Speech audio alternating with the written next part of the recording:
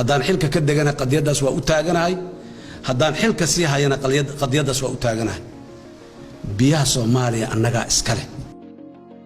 kiiska dacwadda badda Soomaaliya waxa uu la kulmay laba madaxweyne Xasan Sheekh Maxamuud oo 2 sano ah iyo sidoo kale madaxweyne Farmaajo oo 4 sano ah dacwaddan la xiriirta murankan dhanka xuduudda badda ayaa soo jiitamaysa in ka badan 10 sano balse dawladii hore madaxweyne Xasan Sheekh Maxamuud ayaa bishii July ee 2014 maxkamadda cadaaladda adduunka ee ICJ geysay kiis ka dhana in Kenya doonayso in wada hadal lagu dhameeyo khilaafka dawladda Soomaaliya waxay doonaysaa in cabirka xadka badda si toos ah loogu dhiriyo dhulka halka Kenya doonaysa in la weeciyo baaxadda dhulka ku fadhiyo ee lagu muransan yahay waxa uu gaaraya ilaa 100,000 oo kiiloomitir oo wareega markii ugu horeysay kiisku waxa ku saabsanaa in ay sii dhageysan karto muranka labada dal go'aan ay ka gaari karto Abriil 7 2009 dawladda ku meel gaarka ahayd ee Soomaaliya iyo Jamhuuriyadda Kenya ayaa kala saxiixday heshiis isfahan oo la xiriira xadka badda ee labada dhinac heshiiskaasi waxa dhinaca Soomaaliya uu saxiixay Cabdiraxmaan Cabdishakuur oo xilligaasi ahaa wasiirka qorsheynta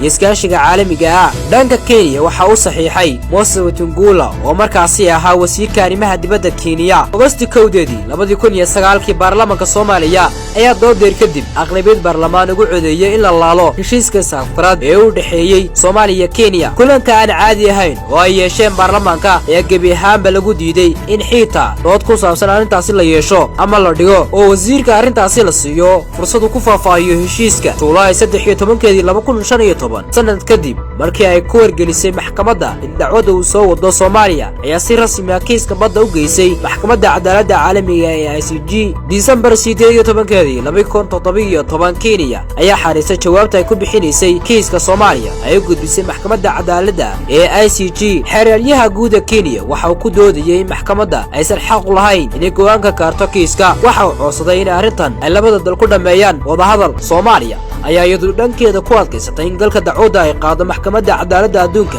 ee ICJ xeeraryaha hore ee Soomaaliya Axmed Cali Daahir ayaa ku adkaystay in Soomaaliya ay u aragto in maxkamadda cadaaladda adduunka ICJ ay tahay goobta kaliya ee ku kala bixi karaan Kenya iyo sidoo kale Soomaaliya daba taagnaanayna ilaa haddana waan soo daba taagnaa ilaa idinkiis waan ku guuleysanaynaa dadka soo waxaan rabaa inaan u cadeeyo waan ku guuleysanaynaa February 2018 maxkamadda cadaaladda ee qaramada midoobay ayaa go'aan ka gaartay inay dhageysan karto dacwadda ku saabsan muranka badda ee u dhaxeeya Soomaaliya iyo Kenya xaakimiinta maxkamadda ayaa u codeeyay kiiska kadib markii ay ka hadleen sharci ahaanta doodda Soomaaliya iyo Kenya bishii October ee sanadkii 2019 maxkamadda cadaaladda adduunka waxay dib u dhigtay dhageysiga kiiska ee badda oo xilligaas loo qorsheeyay inuu dhaco 4 November balse kiiskaas ayaa dib u dhacay garsooraha maxkamadda cadaaladda adduunka ee ICJ ayaa ku dhawaaqay mar kale dib loo dhigay dhageysiga waqtiga dacwadda badda ee muranka u dhaxeeya Soomaaliya iyo Kenya waxayna sheegeen in xaaladan qayr caadiga ah uu sababay xanuunka dilaaga ee COVID-19 taasina ay go'aansadeen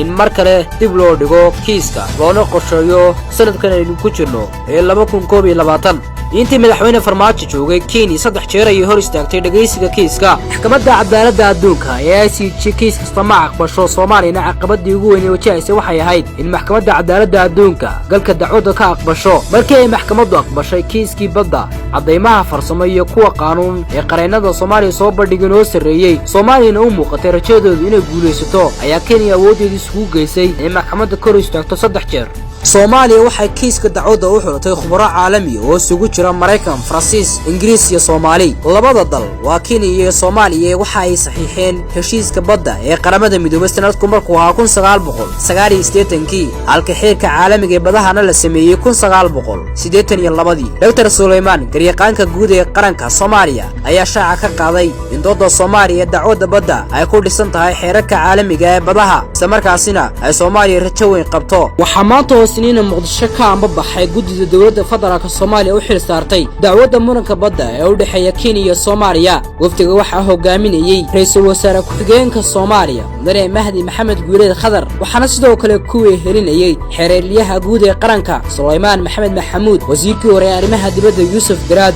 xeeraryaha hore ee qaranka iyo sidoo kale qareena kale ra'iisul wasaare ku-xigeenka Soomaaliya ayaa sheegay in Soomaaliya diyaar u tahay inay ka qayb gasho dhageysiga oo fogaan arag looga qayb qaadanayo maxkamadda caalamiga ee cadaaladda adduunka ama ICJ ayaa ku gacan sayrtay dalab uga yimid Kenya oo ay ku doonaysay in mar kale dib loo dhigo kiiska badda ee Soomaaliya iyo Kenya u dhaxeeya. Maxkamadda ayaa dhageysiga dacwadda u mudeysay 15 bishan oo ku beegan Isniinta dambe. Cabdiwahaab Maxamed, Jaamac Cirgusha, Sahan TV.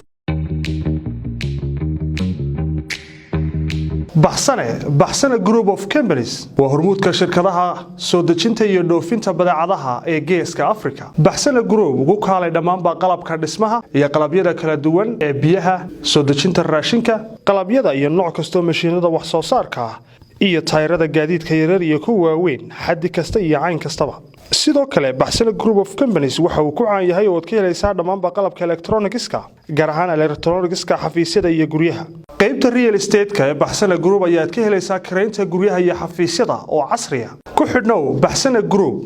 haqabtiraha baahiyaha bulshada wixii faahfaahintaasi dheer nagu soo booqo xarumaha dalka ama nagala soo xidhiid